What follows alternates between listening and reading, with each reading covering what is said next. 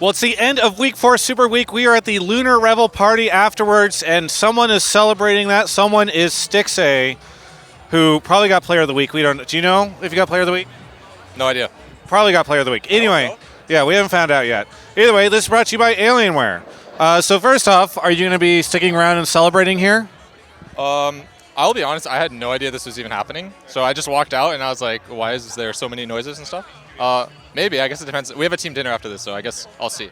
The Lunar Revel party. Okay, so you guys are currently 5-0, the only team to go undefeated in the past 2 weeks. You have not died once in these 5 games. This is also the longest win streak in Golden Guardians history. So how's the team doing right now? I think everything's going pretty well. Like, I think in our 100 Thieves match, we actually made a pretty good amount of mistakes. In our other matches, we weren't really challenged, I guess, like that much. We were kind of just having pretty clean games overall the past 4. And then 100 Thieves, I guess they were more decisive around some of the objectives, so we had a harder time. But we still, in the end, made a lot of mistakes and pulled out with a win. So for me, that means more than winning the other games where it almost feels like they're just falling over. So yeah, I think team's going pretty well. We have some, I guess, language issues right now because we have like 3 players speaking in Korean. Huhi goes back and forth, English and Korean. And then me and Licker sometimes are trying to figure out, okay, what's going on here? What are we doing? And we have him like translate for us, right? So outside of that, and I think that'll get better with time, it's going pretty well, I'd say. Are you worried at all, because you said you struggled against 100 T, right? So are you worried at all that you, a top half team, struggle against a bottom half team? Wow, that sounds really weird. Not really. Because that's what happened after the end of the game. You guys swapped. They were, I think, top half, and you were bottom half, and then they swapped. Yeah. So now you're a top half team, and they're a bottom half team. Yeah. Okay. Yeah. I guess I didn't even realize that. Not really. I think we've pointed out some of the weaknesses we have, especially our level 1. I think that was a weakness we've noticed, and to be honest, our level 1 was stronger in the game, but because we weren't watching the chokes, we didn't ward properly level 1. They just invaded and they kind of cheesed our jungler, so that's why the game was hard to begin with. I think if that didn't happen, the game would have played out a lot differently. We would have like pushed bottom and potentially be diving their bot lane and stuff, so it changed the game a lot, the level 1. So. Okay, so when it got announced that you were coming back to be ADC, I was skeptical because you had been coaching last year, right? And then you end up deciding that you're coming back. This was kind of the year of older players returning to the LCS. I guess Bjergsen was there, but now you did such a good job in these past 5 games. What do you attribute this surge of skill to? I think for me, primarily, a lot of it just comes from my mindset. I think in the past, to be honest, I think I kind of had a lot of trauma from playing on my last year on CLG where we were losing so much. It felt like going into any game I was going to lose no matter what happened. So I guess for me, it was kind of working through that and not going into every game feeling like I'm going to lose. I went into every game feeling like I was worse than the enemy team. And nowadays, I think I got a lot of my confidence back.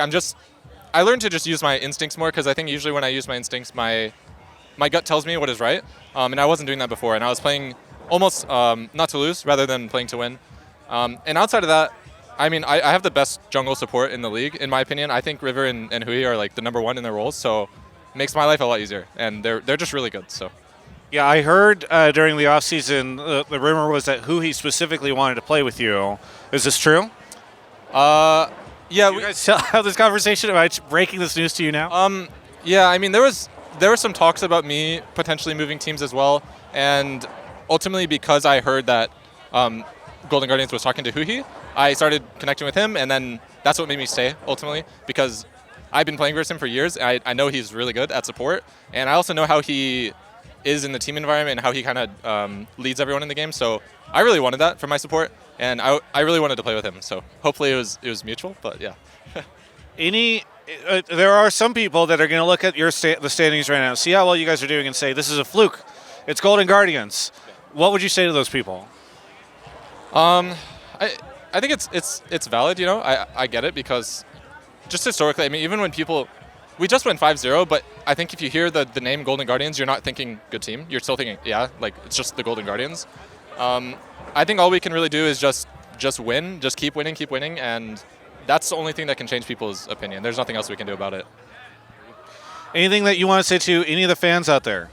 Yeah, thank you guys all for supporting us. Yeah, we're on a bit of a tear, on a resurgence right now after our 0-4 start, and I've been thinking about it. Maybe I'll get into streaming again. Maybe.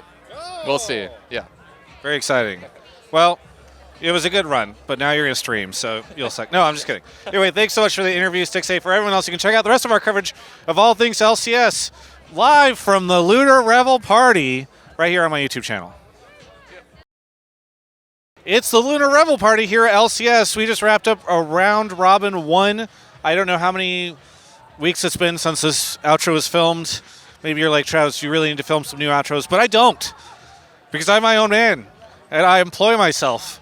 And you know how I employ myself? Because Alienware helps me out. And you can check out their link in the description below to continue helping me out. But maybe you think I need to make more outros, in which case maybe you should. No, you should. Go check out alienware.com/Travis. Link in the description.